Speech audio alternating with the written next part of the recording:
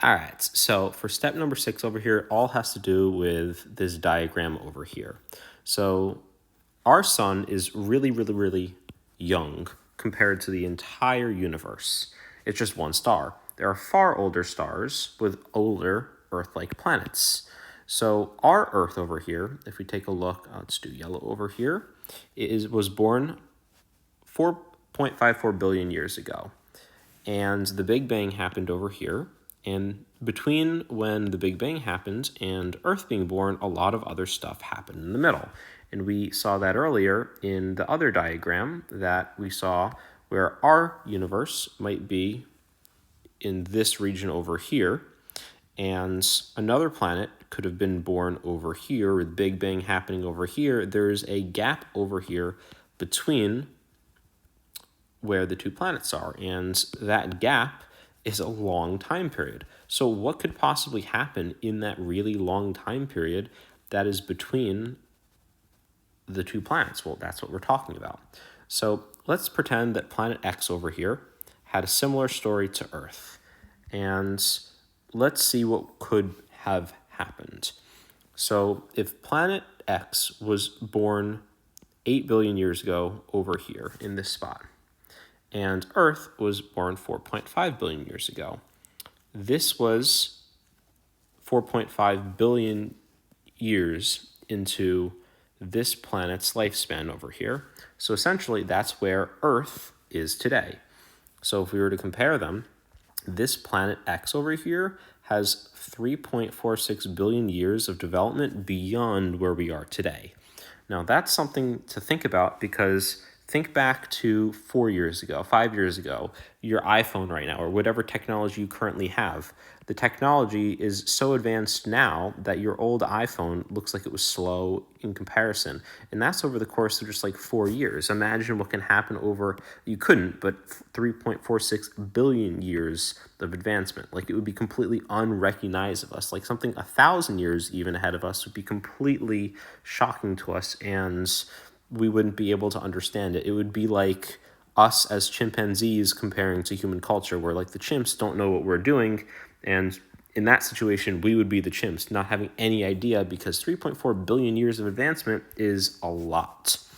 And there's something called the Kardashev Scale over here, which helps figure out how intelligent we are, and there are 3 different scales that are used in this to figure out how advanced of a civilization we are. Comparing like planet X over here or Earth, how advanced is our Earth? How advanced would this planet be? We can use the scale to figure that out.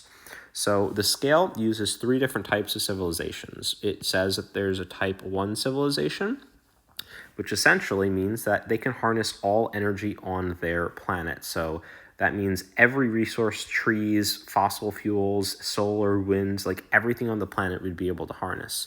And we're not quite a type 1 civilization because we have not used all the energy on our planet. We're approximately 3/4 of the way there. We're considered a 0.73 civilization currently on this scale.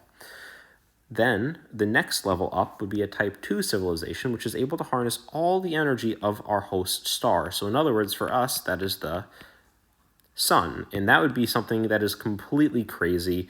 We would not have the resources to do so currently, but if you want to know more about what would it take in order to do something like that, go ahead and watch this video on the Dyson Sphere, which is a potential way in which we could become a type 2 civilization. It's something hard to imagine, but that's one potential way to do so. And a type 3 civilization completely blows the other 2 out of the water, which means that they have power not just of their host star, not just of their planet, but of the entire Milky Way galaxy. So if there is a civilization that had the ability to completely take over the power of everything in this entire galaxy, that would be a type 3 civilization. Now, even though that's a ton of power, keep in mind that's just that one tiny dot of the entire observable universe. So it's still crazy that something of so advanced that we can't even imagine is still that like tiny little dot compared to everything else.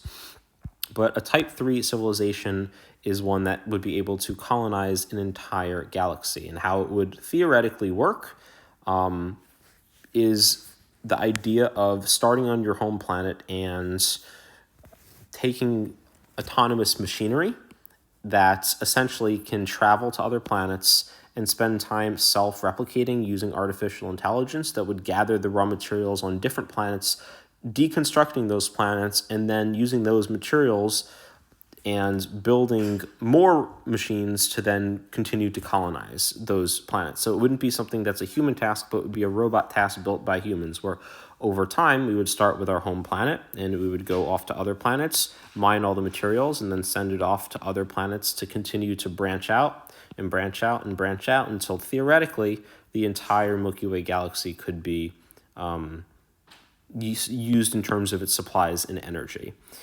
So Type 3 civilization, if one existed, would be quite scary. So knowing these are the types of information, and according to theory, if 1% of intelligent life was able to survive long enough to become a potentially galaxy-colonizing Type 3 civilization, someone who could take control of an entire galaxy like this one, and with that information and a little bit of math, we're able to figure out that there should be at least 1,000 Type 3 colonizing civilizations in our galaxy alone, just in the Milky Way galaxy. So if there are that many just in the Milky Way galaxy, where the heck are there?